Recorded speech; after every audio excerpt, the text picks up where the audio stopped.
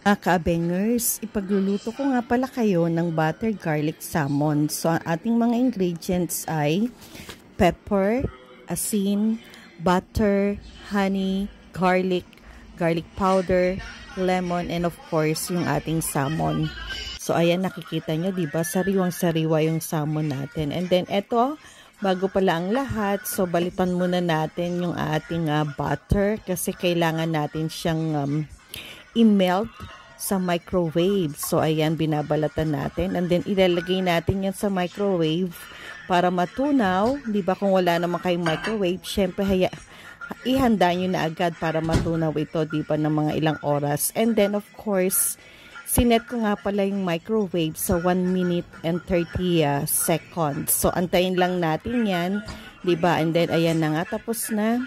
So, kukunin na natin sa loob ng microwave. Oh, parang sa radyo lang no? Nagbabalita. Talagang action, diba? Yung pagsasalita. And then, ayan, pinakita ko, diba?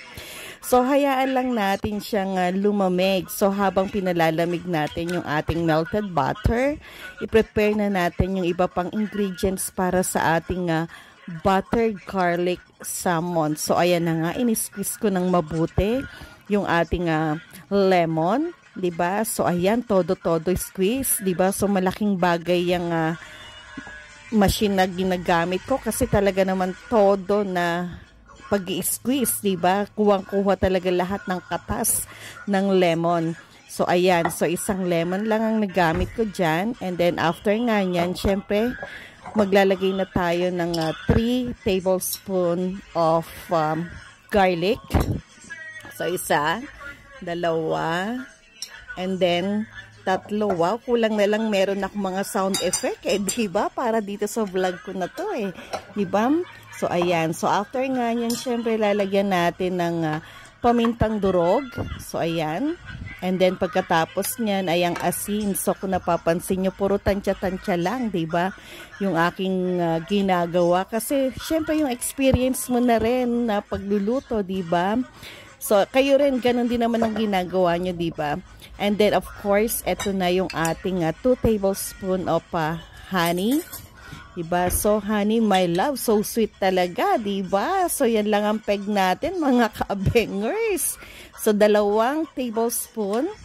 So, ayan na nga. And then, isa pa, diba? Talaga naman po, katamtaman lang po yung tamis niyan. So, yung isang lemon, kasi malaking lemon ang ginamit natin. At saka natin na hinalo-halo ng sa gayon matunaw, diba, yung ating honey. And then, make sure na malamig na yung butter, diba? And then, another mekos-mekos na naman ang ginawa natin. And then, set aside natin yan, diba? Once na totally dissolve yung asin, pati yung ating honey, diba? So, yung talagang nagsasama-sama na yung mga panlasa nila. And then, of course, so, dapat nga mali ako Ang una kong ginawa, eto, pinahiran ko muna ng asin yung ating salmon and then ng pepper. And then, of course, dadagdagan din natin yan ng powder garlic, di ba? Para mas lalong manuot yung sarap.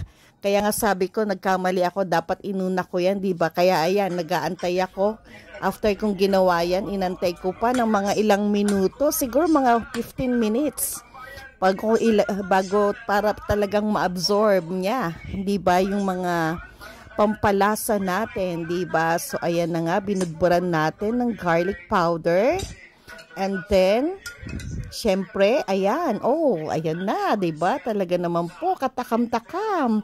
So, dahan-dahan tayong naglagay nung ating tinimplahan na asim tamis, diba? So, unti-unti. And then, syempre, kailangan manuot yung mga lasa niyan, diba? Inayos-ayos ko pa nga yan Kasi, talaga naman, pati ultimo kaila-ilaliman, diba? Nung salmon.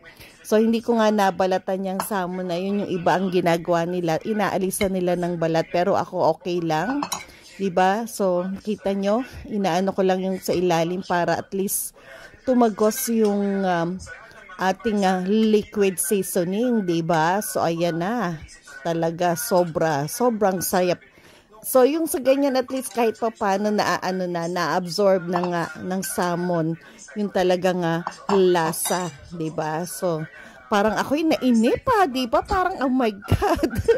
So ayan, ilalagay na natin sa microwave and then good for 7 minutes lang 'yan. So saktong-sakto lang yung time niyan kasi talagang hindi siya dry, 'di ba? So syempre, hindi natin naantayin 'yan na wala tayong ginagawa, 'di ba? So habang inaantay natin na matapos yung 7 minutes sa microwave, ang gawin natin, 'di ba? I-prepare na natin yung mga garnish natin, 'di ba? So ayan, hiniwa-hiwa ko yung lemon ng maninipis, 'di ba? So ayan na nga, and then ano lang yan, mga 1/3 lang, yung 1/3 itatabi ko dahil may paggagamitan ako sa lemon. So, tipid-tip pa rin, diba? So, and then after nga yan, syempre, kailangan na rin nating hiwa-hiwain yung ating parsley, diba? So, yung dry na parsley, kumbaga yung tuyong-tuyo na siya, na ginamitan ko siya ng paper towel, diba? Para totaling matuyo yung parsley. Okay din naman kahit hindi. So, syempre may natira tayo sa ating liquid seasoning, 'di ba? So, hindi yan masasayang kasi meron tayong paggagamitan din yan. Itatabi lang muna natin sa freezer, 'di ba? Malay mo isang araw meron tayong gawing another recipe na gagamitin din yung mga seasoning na yan. So, tipid kaya lang, to be honest, talagang hindi ko natansya, 'di ba? So, ayan na nga, 6, 5, 4, 3, 2, 1, wow, napabagal pa yung aking pagbilang, diba? So, ayan, nakita nyo, luto na yung ating salmon. And then, syempre, bago natin yan tikman, lagyan muna natin, syempre, ng mga garnish. Diba? So, pampaganda, kaaya-ayang tignan ng sagayon, lalo tayong gutumin, diba? So, ayan, binudburan natin ng parsley. Talaga naman po, imagine mo dahil sa vlog na to, naglalagay pa tayo ng mga garnishing para at least kaaya-aya talaga, diba? And then, syempre, kailangan nating tikman yung ating salmon. Oh my God, talaga pala. Yan pa lang, oh, shoot. Iyaano mo pa inano ko pa dun sa talagang liquid, talagang nanunuot yung sarap nung ating salmon, 'di ba? So mapaparami na naman ng